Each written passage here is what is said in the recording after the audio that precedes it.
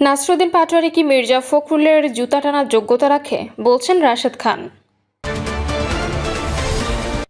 BNP এনসিপির পাল্টাপাল্টি কর্মসূচি, হবিগঞ্জে 144 ধারা জারি। দেখতে চাই কত রক্ত ঝরাতে পারেন, তারেক রহমানকে সার্জিস। এবং সর্বশেষ জানাবো, গ্যাস সংকটে বন্ধ হচ্ছে সিএনজি স্টেশন, বাসায়ও জ্বলছে না চুলা। দর্শক শুনছিলেন সংবাদ শিরোনাম, এবার জানিয়ে দিব বিস্তারিত সংবাদ। তবে তার আগে অনুরোধ থাকবে ভিডিওটিতে একটি লাইক দিন এবং ভিডিও সম্পর্কে আপনাদের গুরুত্বপূর্ণ মতামত কমেন্ট করে জানিয়ে দিন। নাসরুদ্দিন পাটোয়ারি কি মির্জা ফখরুলের জুতা টানার যোগ্যতা রাখে, বলছেন রাশেদ খান। নাসরুদ্দিন পাটোয়ারি কি মির্জা ফখরুলের জুতা টানার যোগ্যতা রাখেন বলে মন্তব্য করেছেন প্রধানমন্ত্রীর রাজনৈতিক উপদেষ্টা রাশেদ খান। তিনি বলেন, একজন বলেছেন মির্জা ফখরুল ইসলাম আলমগীর নাকি মন্ত্রিত্ব পাওয়ার যোগ্যতা রাখেন না, সেখানে নাকি রাষ্ট্রপতি হবেন। সেই নাসরুদ্দিন পাটোয়ারি কি মির্জা ফখরুল ইসলাম আলমগীরের জুতা টানার যোগ্যতা রাখেন? তিনি আরও বলেন, ফালতু কথাবার্তা বলে যে ধরনের সংস্কৃতি তৈরি করা হচ্ছে এগুলো বন্ধ করতে হবে, ভণ্ডামি নোংরামি বন্ধ করতে হবে। আমরা ঐক্য চাই, আর সেই ঐক্য প্রতিষ্ঠার জন্য আপনাদের আন্তরিক হতে হবে। রাশেদ খান বিরোধী দলের প্রতি আহ্বান জানিয়ে বলেন, আপনারা আমাদের বিরুদ্ধে যে ধরনের মন্তব্য, বক্তব্য, মিথ্যাচার করছেন, যে প্রোপাগান্ডা রাজনীতি করছেন, সেগুলো বন্ধ করার আহ্বান জানাচ্ছি। তিনি আরও বলেন, সরকারের বিভিন্ন ইতিবাচক কর্মকাণ্ডে সাধারণ মানুষ আস্থা রাখছে। প্রধানমন্ত্রী বিনয়, নম্রতা, আন্তরিকতা ও সহমর্মিতা যে রাজনৈতিক সংস্কৃতি প্রতিষ্ঠা করেছেন তা জনগণের মধ্যে ইতিবাচক সাড়া ফেলেছে। সম্প্রতি প্রাথমিক বিদ্যালয়ের শিক্ষার্থীরা সরাসরি প্রধানমন্ত্রীর কাছে গিয়ে নিজেদের দাবি দাওয়া তুলে ধরতে পেরেছে। তিনি বলেন, এটি প্রমাণ করে প্রধানমন্ত্রী প্রোটোকলের গণ্ডি পেরিয়ে সাধারণ মানুষের আরও কাছাকাছি রয়েছেন। একই সঙ্গে সরকারি ব্যয় সাশ্রয়ের অংশ হিসেবে সচিবালয়ে খাবারের খরচ উল্লেখযোগ্যভাবে কমিয়ে আনার উদ্যোগও সরকারের জবাবদিহি ও সাশ্রয় নীতির প্রতিফলন বলে উল্লেখ করেছেন তিনি। বিএনপি এনসিপির পাল্টাপাল্টি কর্মসূচি, হবিগঞ্জে 144 ধারা জারি। ছাত্রদল, যুবদল, স্বেচ্ছাসেবক এবং জাতীয় নাগরিক পার্টির পাল্টাপাল্টি কর্মসূচি ঘিরে হবিগঞ্জে 144 ধারা জারি করা হয়েছে। সকালে জেলা প্রশাসক ও জেলা ম্যাজিস্ট্রেট ডক্টর জি.এম. সফররাজ স্বাক্ষরিত এক আদেশে পৌর এলাকায় 144 ধারা জারি করা হয়।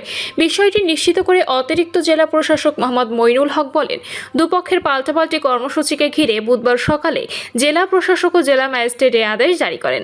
আদেশে বলা হয়, 29 জুলাই হবিগঞ্জ পৌর এলাকায় এনসিপি বিক্ষোভ সমাবেশ ও পথসভা আহ্বান করেছে।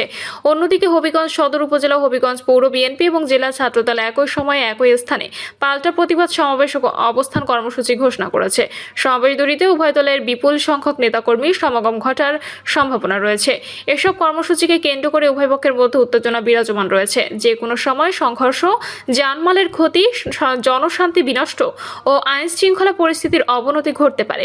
যেহেতু হবিগঞ্জ পৌর এলাকায় আইন শৃঙ্খলা পরিস্থিতি স্বাভাবিক থাকার নিমিত্ত অবলম্বে প্রতিরোধমূলক ব্যবস্থা গ্রহণ করা জনস্বার্থে একান্ত প্রয়োজন, সেহেতু ফৌজদারি কার্যবিধি 1898 এর 144 ধারার বিধান মোতাবেক হবিগঞ্জ পৌর এলাকায় 5 বা ততোধিক লোকের সমাবেশ, জনসভা, মাইকিং, মিছিল, স্লোগান, পিকেটিং, কোনো প্রকার যন্ত্র দ্বারা বিকট শব্দ উচ্চারণ এবং পৌর এলাকায় আইন শৃঙ্খলা বিঘ্নকারী যে কোনো কর্মসম্পাদন ইত্যাদির ওপর নিষেধাজ্ঞা আরোপ করা হলো।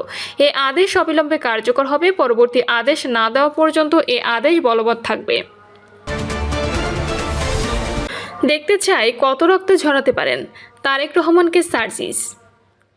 হবিগঞ্জ জাতীয় নাগরিক পার্টির নেতাকর্মীদের উপর হামলার প্রতিবাদে মৌলভীবাজার জেলার পূর্ব নির্ধারিত 2টি জেলায় জুলাই পদযাত্রা সাময়িকভাবে স্থগিত করা হয়েছে। এর পরিবর্তে আগামীকাল বুধবার হবিগঞ্জ শহরে বড় ধরনের বিক্ষোভ কর্মসূচির ডাক দেওয়া হয়েছে। বিএনপির ভারপ্রাপ্ত চেয়ারম্যান তারেক রহমানের উদ্দেশ্যে এক হুঁশিয়ারি বার্তায় এনসিপির মুখ্য সংগঠক সার্জিস আলম বলেছেন, দেখতে চাই আপনার সন্ত্রাসী বাহিনী দিয়ে কত রক্ত ঝরাতে পারেন। দিবাগত রাতে সামাজিক যোগাযোগ মাধ্যম ফেসবুকে দেওয়া এক পোস্টে সার্জিস আলম এসব কথা জানান। তিনি লেখেন, উত্তরাঞ্চলের রোডম্যাপ অনুযায়ী বুধবার মৌলভীবাজারের পদযাত্রা স্থগিত থাকবে। এর বদলে বিকেল 3টায় হবিগঞ্জ শহরে এনসিপির ওপর বিএনপির ন্যাক্কারজনক সন্ত্রাসী হামলার প্রতিবাদে বিক্ষোভ মিছিল ও সমাবেশ অনুষ্ঠিত হবে। সার্জিস আলম জানান, বুধবারের প্রতিবাদ সমাবেশে এনসিপির আহ্বায়ক ও বিরোধী দলীয় চিফ হুইপ নাহিদ ইসলাম এবং সদস্য সচিব আক্তার হোসেন উপস্থিত থাকবেন। এছাড়াও অংশ নেবেন এনসিপির উত্তরাঞ্চল ও দক্ষিণাঞ্চলের 2 মুখ্য সংগঠক সার্জিস আলম ও হাসনাত আব্দুল্লাহ, কেন্দ্রীয় যুগ্ম আহ্বায়ক ডক্টর আতিক মুজাহিদ ও সারোয়ার তুষার সহ কেন্দ্রীয় পর্যায়ের একাধিক নেতারও এই কর্মসূচিতে যোগ দেওয়ার কথা রয়েছে। ফেসবুক পোস্টে বিএনপির শীর্ষ নেতৃত্বের কঠোর সমালোচনা করে সার্জিস আলম লেখেন, জনাব তারেক রহমান, আমরাও দেখতে চাই আপনি আপনার সন্ত্রাসী বাহিনী দিয়ে কত রক্ত ঝরাতে পারেন, কত কিশোরের চোখ উপড়ে ফেলতে পারেন, কত মানুষের জীবন নিতে পারেন। দেখা হবে রাজপথে ইনশাল্লাহ। উল্লেখ্য, মঙ্গলবার সন্ধ্যায় হবিগঞ্জে পদযাত্রা কর্মসূচি শেষে ফেরার পথে এনসিপি নেতাদের উপর হামলার ঘটনা ঘটে। দলটির দাবি, ছাত্রদল ও যুবদলের নেতাকর্মীরা দেশীয় অস্ত্র নিয়ে পরিকল্পিতভাবে এই হামলা চালিয়েছে। এতে সার্জিস আলম ও নাসরুদ্দিন পাটোয়ারি সহ অন্তত 15 জন আহত হন। হামলায় এনসিপি কর্মীদের হাত ভেঙে দেওয়া এবং মাথা ফাটিয়ে দেওয়ার মতো গুরুতর আঘাতের অভিযোগ তুলেছেন সার্জিস। এই ঘটনার প্রতিবাদে এনসিপি এখন রাজপথে বড় ধরনের পাল্টা কর্মসূচির প্রস্তুতি নিচ্ছে। গ্যাস সংকট, বন্ধ হচ্ছে সিএনজি স্টেশন, বাসা জ্বলছে না চুলা। রাজধানী সহ দেশের বিভিন্ন এলাকায় তীব্র গ্যাস সংকটের প্রভাব পড়েছে সিএনজি ফিলিং স্টেশন, বাসাবাড়ি ও শিল্প কারখানায়। গ্যাসের স্বল্প চাপের কারণে রাজধানীর একের পর এক সিএনজি স্টেশন বন্ধ হয়ে যাচ্ছে।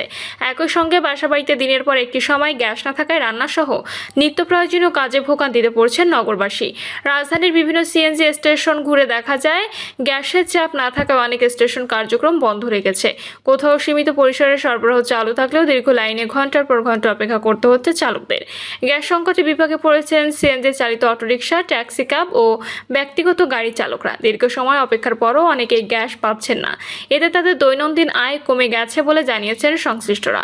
ধানমন্ডির এক সিএনজি চালক বলেন, আগে দিনে একবারে গ্যাস নিয়ে সারাদিন গাড়ি চালানো যেত, এখন ঘন্টার পর ঘন্টা লাইনে দাঁড়িয়েও অনেক সময় গ্যাস পাওয়া যাচ্ছে না। এতে আয় উল্লেখযোগ্যভাবে কমে যাচ্ছে। ট্যাক্সি ক্যাব চালক মিজান বলেন, গ্যাসের অভাবে নির্ধারিত ট্রিপ বাতিল করতে হচ্ছে, যাত্রী ফিরিয়ে দিতে হওয়ায় চালক ও যাত্রী উভয়ই ভোগান্তিতে পড়েছেন। চানখারপুল এলাকায় সিএনজি চালক সবুজ বলেন, কয়েকটি পাম্প ঘুরেও গ্যাস পাওয়া যায়নি। শেষ পর্যন্ত এসে দেখেন স্টেশন বন্ধ, বাইরে লাইনে গ্যাস নেই লেখা সাইনবোর্ড টানানো হয়েছে। গাড়ি না চালালে আমাদের সংসার চালানো কষ্ট। অন্যদিকে গ্যাস সংকটের কারণে রাজধানীর বহু এলাকায় বাসাবাড়িতে সকাল থেকে দুপুর পর্যন্ত গ্যাসের চাপ না থাকায় রান্না করা সম্ভব হচ্ছে না। অনেক পরিবার বাধ্য হয়ে বৈদ্যুতিক হিটার, ইন্ডাকশন চুলা কিংবা এলপিজি সিলিন্ডারের উপর নির্ভর করছে। এতে বাড়তি ব্যয়ের চাপও বাড়ছে। মিরপুরের বাসিন্দা তসলিমা বলেন, সকালে চুলা জ্বলে না, দুপুরেও একই অবস্থা। রাতে সামান্য গ্যাস এলে তখন রান্না করতে হয়। একটি তরকারি রান্না করতেও অনেক সময় লাগছে। গ্যাসের স্বল্প চাপের প্রভাব পড়েছে শিল্প কারখানাতেও। অনেক কারখানায় প্রয়োজনীয় গ্যাস না থাকায় উৎপাদন কমে গেছে। কোথাও সীমিত পরিসরে উৎপাদন চলেও উৎপাদন ব্যয় বেড়েছে এবং সময়মতো পণ্য সরবরাহ নিয়েও অনিশ্চয়তা তৈরি হয়েছে। এদিকে Titas gas transmission and distribution company এক বিজ্ঞপ্তিতে জানিয়েছেন, কারিগরি ত্রুটির কারণে মহেশখালীর এলএনজি টার্মিনালগুলো থেকে রিগ্যাসিফাইড এলএনজি সরবরাহ প্রায় 450 MMCFD কমে গেছে। পরিস্থিতির উন্নতি না হওয়া পর্যন্ত তিতাসের অত্যাধুনিক সব শ্রেণীর গ্রাহক গ্যাসের তীব্র স্বল্প চাপের মুখে থাকবেন। অন্যদিকে বিদ্যুৎ, জ্বালানি ও খনিজ সম্পদ মন্ত্রণালয়ের দায়িত্বপ্রাপ্ত মন্ত্রী ইকবাল হাসান মাহমুদ জানিয়েছেন, দেশের চলমান গ্যাস সংকট স্বাভাবিক হতে আরও 10 থেকে 15 দিন সময় লাগতে পারে।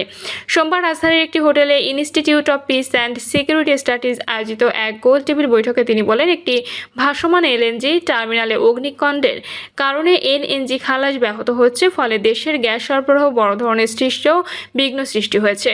মন্ত্রী জানান, ক্ষতিগ্রস্ত এফএসআরইউ মেরামতের কাজ চলছে, তবে কাজ শেষ না হওয়া পর্যন্ত এলএনজি কার্গো খালাস সম্ভব হবে না। এর প্রভাবে দেশের বিভিন্ন এলাকায় রান্নার গ্যাসের চাপ কমে যাওয়ার পাশাপাশি গ্যাস নির্ভর বিদ্যুৎ কেন্দ্র পরিচালনাতেও সমস্যা দেখা দিয়েছে।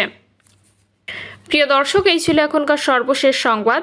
আপডেট সব সংবাদ পেতে চ্যানেলটি সাবস্ক্রাইব করে বেল আইকনটি ক্লিক করে রাখুন।